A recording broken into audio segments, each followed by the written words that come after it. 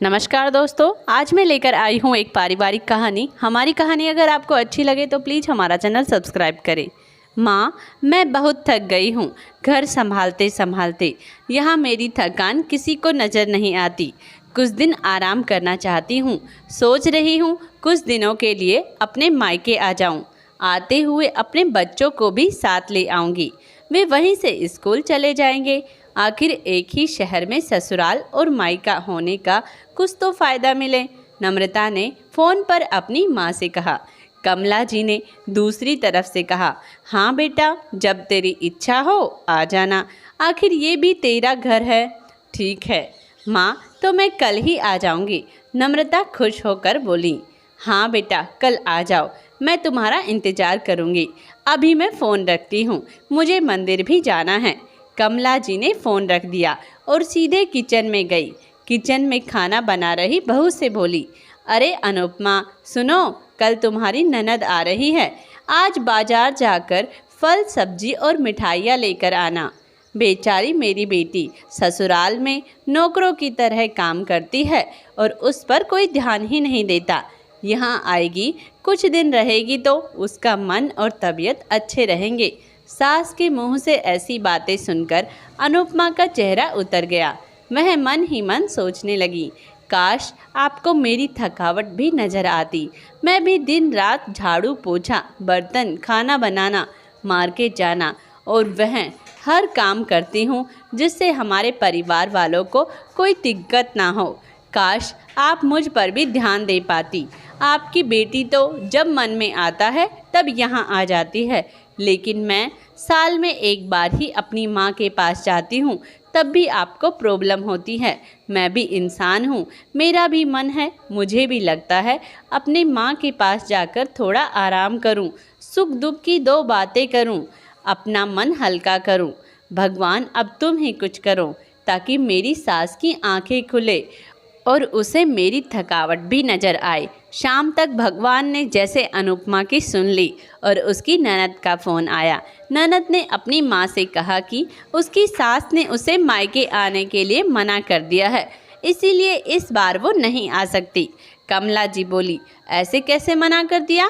पहले तो कभी वह तुम्हें आने के लिए नहीं रोकती थी, इस बार भला क्या हो गया? लाओ मेरी बात कराओ, उसको मैं समझाती हूँ। नम्रता ने फ़ोन अपनी सास को दिया। कमला जी ने कहा, नमस्कार समधन जी, आपसे कुछ कहना था। समधन जी ने कहा, कहिए। दरअसल नम्रता कल त्योहार है, इसीलिए अपने मायके आना चाहती है। अगर आप उसे भेज दें तो अच्छा रहेगा।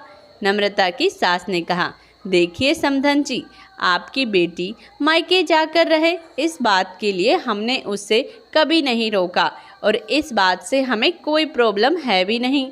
कुछ दिनों पहले मैं अपने रिश्तेदार के शादी में गई थी। वहाँ आपकी बहू अनुपमा की माताजी से मिलने का मौका मिला। उनसे गपशप करने के दौरान उनकी बातों से पता चला कि अनुपमा को साल में एक ही बार अपने मायके जाने को मिलता है और वह भी बहुत कम समय के लिए। मुझे लगता है आपको पहले अनुपमा को उसके मायके भेज देना चाहिए और वह जब मायके होकर आ जाएगी तो मैं नम्रता को आपके पास भेज दूंगी। एक बहुत ज़रूरी बात जो मुझे लगता है आपको समझ लेनी चाहिए कि आपको अपनी बहू को भी बेटी की तरह या बेटी से भी ज़्यादा प्यार देना चाहिए। उसे भी मायके जाने की इच्छा होती होगी। हो सकता है नम्रता के वहाँ आने से उसकी आवाभगत करने के लिए आप उसे उसके मायके नहीं भेजती होगी, या फिर वह आपसे कुछ कहने से अभी डरती हो। अगर आप उसको घर में ही कैद रखोगी तो एक दिन ऐसा आएगा जब वह आपके खिलाफ बोलने लगेगी, फिर वह आपकी सुनेगी भी नहीं और जब मन चाहे तब अपने मायके जाएगी। ऐसी परिस्थिति आए, इससे अच्छा है कि आप ही कुछ बदलाव अमल में लाएं, जिससे आपका रिश्ता और रिश्ते की मिठास खराब ना हो। कमला जी को अपने समधन के हर एक शब्द में सच्चाई नजर आई। उन्हें महसूस हुआ कि उन्होंने अपनी बेटी के प्यार में अंधे होकर कभी भी अपनी बहू के मन का विचार नहीं किया। उन्होंने हमेशा ही अपनी बेटी को अपनी बहू से ऊपर रखा। दूसरी तरफ नम्रता भी अब अपनी भाभी के बारे में हो रही इस बातचीत को सुन रही थी। उसने भी रियलाइज किया कि वह कभी भी अपनी भाभी के साथ ठीक से बात नहीं करती और जब जब वह अपने मायके जाती है तो भाभी थोड़ी उदास रहती है। कमला जी ने अपनी बहू को बुलाया और उसे कहा कि अनुपमा, कुछ दिनों के लिए नम्रता नहीं आने वाली है, इसीलिए पहले तुम अपने मायके होकर आओ। यह सुनते ही अनुपमा का चेहरा खिल गया, क्योंकि यह पहली बार था जब उसकी सास ने सामने से उसे अपने मायके जाने के लिए कहा था। अगले दिन अनुपमा अपने मायके गई और इस बार 1-2 दिन नहीं, पूरे हफ्ते भर रहकर आई।